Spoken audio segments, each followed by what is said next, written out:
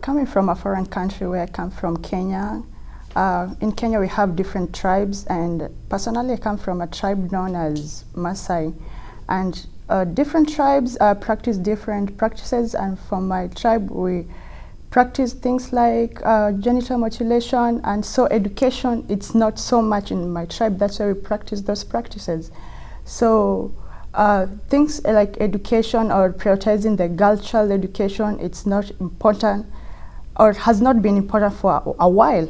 Right now, maybe, yeah, because there's been enlightenment here and there, but as growing up, this was not there at all. So I got a chance to have parents who were educated and who knew the meaning of education. And so to me, I'll say I was lucky to get that. And so seeing other kids who did not get a chance, and when I go back at home, because I was in a boarding school, going back at home and seeing the kids coming around me and asking me, what do you learn in school? They get so excited to know what I learn, what is the experience about education, what is there, how are the teachers, how are other students, how is it to interact with people, even just touching the books and seeing even the pictures and everything. It was so amazing. And so you can tell, okay, I have something good. And so from that moment, I knew education was an opportunity to me. And so I was like, I'll take it, and so that I can be able to give it to someone else.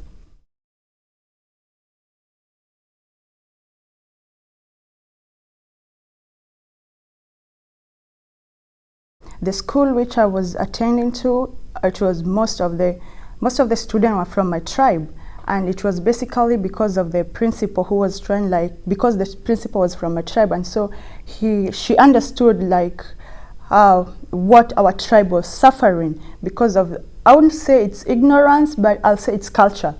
So the opportunity, girls were not given the opportunity to go to school. So her being educated, it was easy for her to enlighten us and to show us the importance of the education.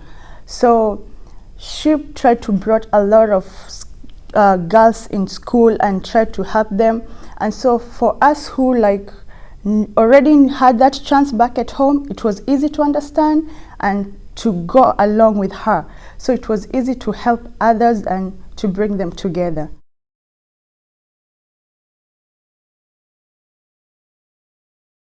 My parents, I'll say like my dad was educated, but my mom did not get that full opportunity to go up to the college. But at least, so she knew a little bit of education, and her, she did not go up to the college. This is because of poverty. So she was like, since I have this opportunity, I want to give it to my kids. So I was like, yes, mom, I get everything, but I want to help someone else. Even our relative, not only the community, we have other relatives who still are behind with education. So what do you think we can do? So she was like, yeah, I can help you with what you want. I was like, okay, since I cannot like give every other kid a book, can you like try to bring them together, try to talk to their parents there, because their parents who are rich, they can take their kids to school. Let's try to show them what's the importance of the education, and from there we see what will come out of it.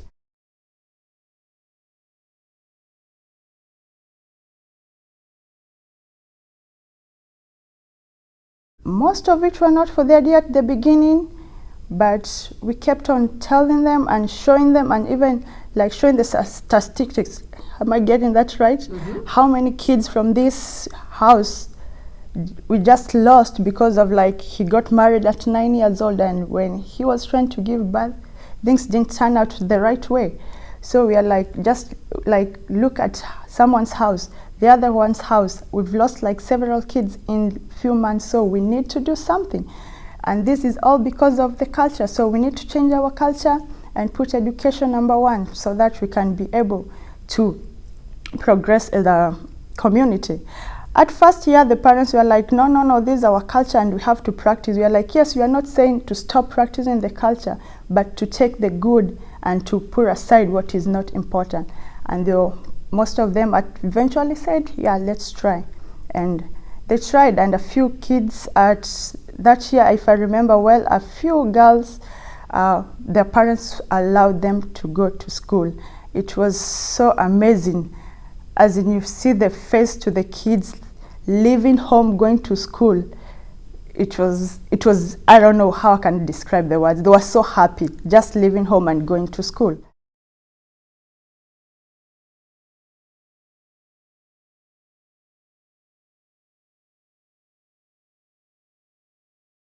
I went with my principal for the school.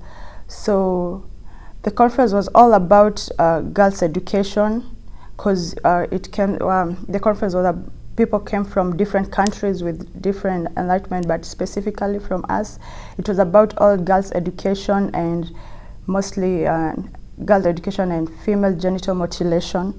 That was it. So for me, I was representing the girl education, which was a good thing because many people really wanted to know and hear more about. And when I got a chance to stand and talk about it, it was so good because many people were willing to help at that time. So all about, I told them how girls are not able to go to school, and this is because of the culture issue that girls are not supposed to get the education, but it's about boys. And they were like, we can help in whichever way we can, and that's when they opened a non-profitable organization.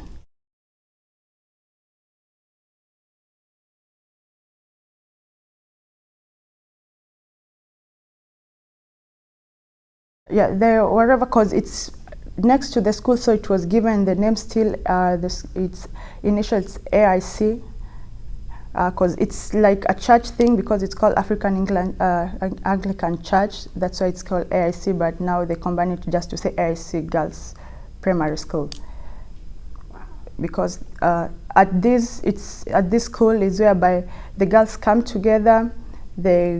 If you don't feel comfortable going at home because you're scared your parents will give you up for marriage, so during the school holiday you can still remain there, get your education even during the holiday, still learn there, get your everything there back, and when other kids come, you continue schooling together. So it's somewhere where they become comfortable. They're not like, they're afraid when we go back at home, things might change or will not come back. So they get an opportunity even to stay there until they finish their school line.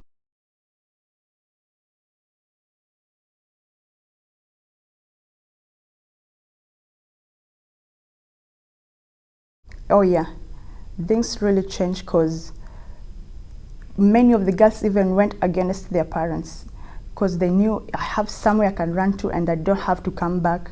But later on, I'll go back to my people and tell them, look what I've done and who I am. And that's how they did. Most of them, they stayed even 5 years not going back to back at home.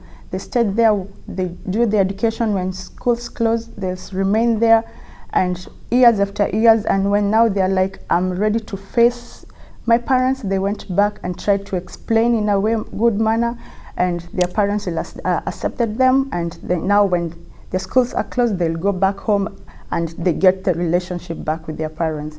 But for those who still are still conservative, the parents, still those students remain at school. And I don't know, let's see the future, what have for them. Because at the moment, I don't know what happened to some, but what I know, they finished school and they went to high school, and at their relation to their parents, I cannot say anything. Mm-hmm. Yeah. It's not something we speak, because our culture is limiting us to do that. But since it was a fight, when these girls knew it's our time, because it was a certain age when it gets it's your time, you have to be. But when it gets to that time, they knew they'll have somewhere to escape. I remember even the time some girls came to me and they're like, we have a few weeks, because there's a sign, cutlery, you'll know it's your time. And I was like, what do you think we can do? But we don't know where this place is. At first I was scared, but I was like, this is what I did. I came so far because I was fighting for it. Why am I scared? So I took the girls there to hide, and their parents were like, sure, it's you've hide our girls. So they came to me and I was like, I've not seen them. I don't know anything about them. But after a few years, they went back home and their parents accepted that if you don't want this, will not do. and things have really been changing, and it has been reducing. Although it's still there, the genital mutilation, it's really have reduced.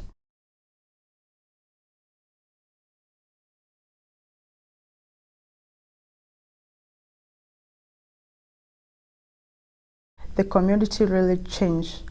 It's changed completely, because even at the hospitals, many of the cases were because of overbleeding. Those were the main issues.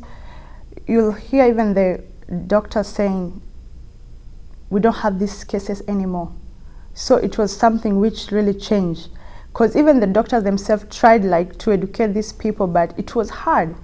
But they could see there was something different, because it really reduced, and that was a good thing. It was a good sign, because we are losing a lot of girls.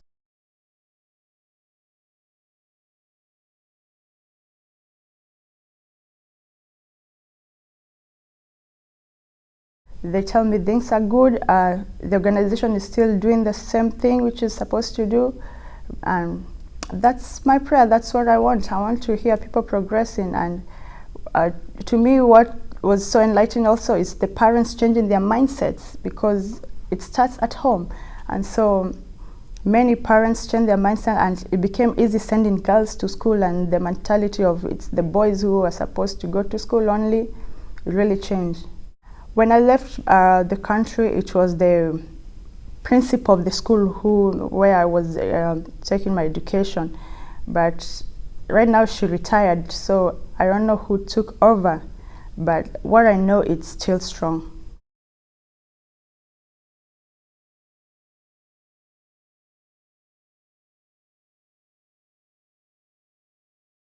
I'll say it's the school where I went for it, because I told you the principal was very strong, because she was from my tribe, and her being educated, she was so strong about it, and that force and the urge to help other people, I really admired from her. And I was like, I'm surrounded by these people whenever I go back to my village, so if I can give what she's giving people, I'll really do a good thing, because I felt the urge to give, because whenever I'll go home, all the kids will come and ask me questions. At the beginning, I had not realized, but they'll come and ask me, and they want to touch my books, they want to do this, and what is this? At first I was like, oh, this is just A, but it was just ignorance. But slowly and slowly, I was like, these people are really thirsting for their education. And so every time I go home, I'll not wait for them to come to me, I'll go to them and try as much to share my books with, and try even educating them with small things like number 1 to 3, just counting. We'll count stones, flowers, anything we come around, and sing songs which I was taught in school. And you could see they were so happy, and they're like every morning at my door, can we go sing? I want to remember the song. And so you can tell. And so when I go back at school and tell my teachers, and you're like, yeah, it's something, we need to do something. And so all the mindset came together, and that's why we came up with such a thing.